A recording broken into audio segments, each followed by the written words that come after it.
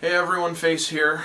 I do apologize for the lack of updates recently, but at least this time I do have an excuse. I've been on vacation for most of the last 2 weeks. I left on the 21st, which was the day before my birthday, and I just got back yesterday. So I was gone for about 11 days. How long is that? 10 days or so. Had a really good time. I went to visit my parents. They have a winter home down in Palm Springs, California.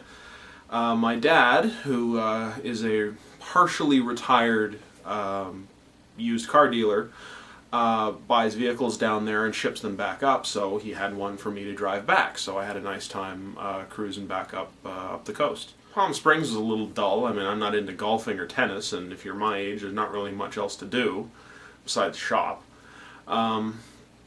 But my mom and I, we did go visit the Palm Springs Aviation Museum, which was really a lot of fun.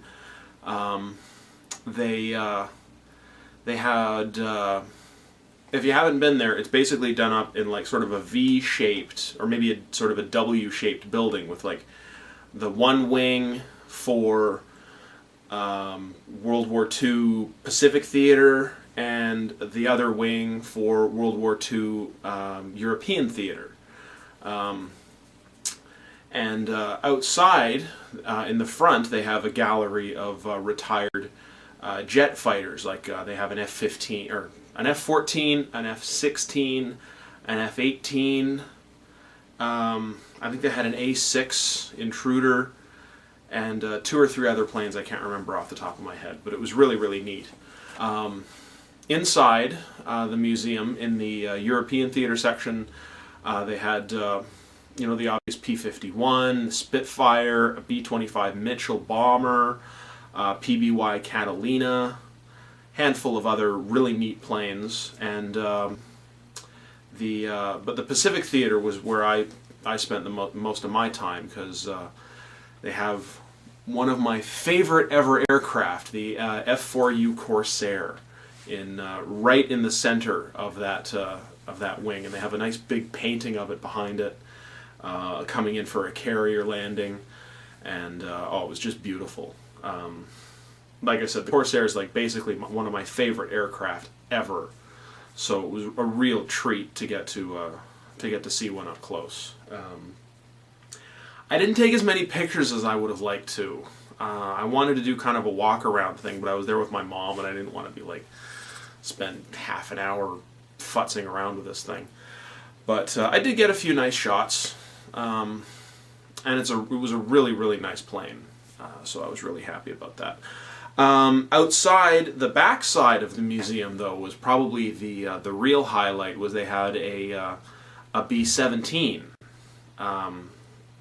I forget what the plane was named, but really, really nice, really well restored bomber, and you could actually go into it.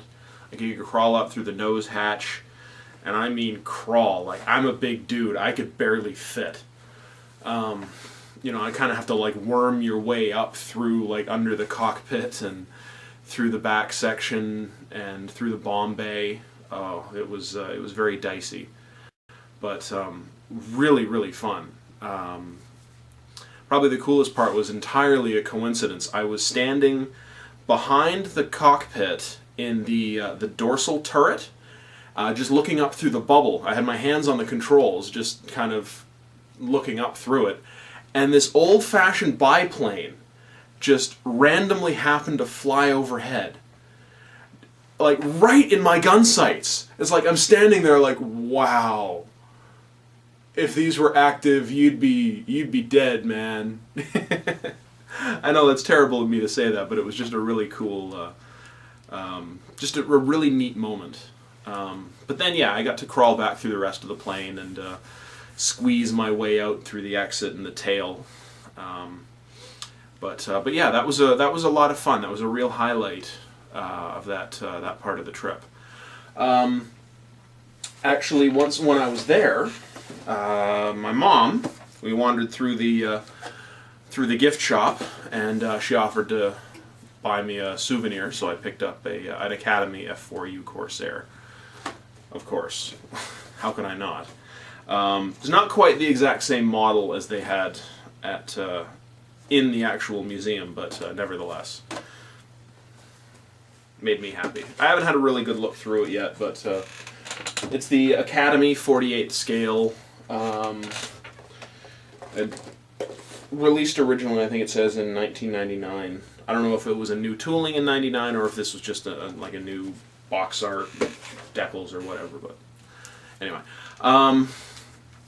Once I hit the road, I pretty much just drove straight through until I got to Seattle, where I hit the Seattle Museum of Flight, which was spectacular.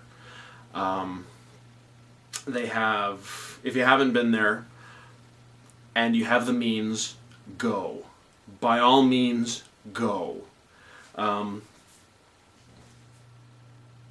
Absolutely stunning array of aircraft of every era. They have a gallery of like World War I aircraft, like restored biplanes, including like a few like really old monoplanes. They have a World War II gallery that has again a Corsair. They have a Mustang. I think they have an FW-190, a BF-109, a P-38, which is mounted on a steel support, so it's kind of like aiming down, like it's dive bombing at you. Looks really crazy. But getting out into like the other gallery, where they have more of their modern aircraft, they have it's not an SR-71, but it's a variant of it, I believe, called the M21 by Lockheed. It was another derivation of the original A-12 prototype, I believe, which was designed to launch a drone off of its back. Very, very cool aircraft. Very big aircraft.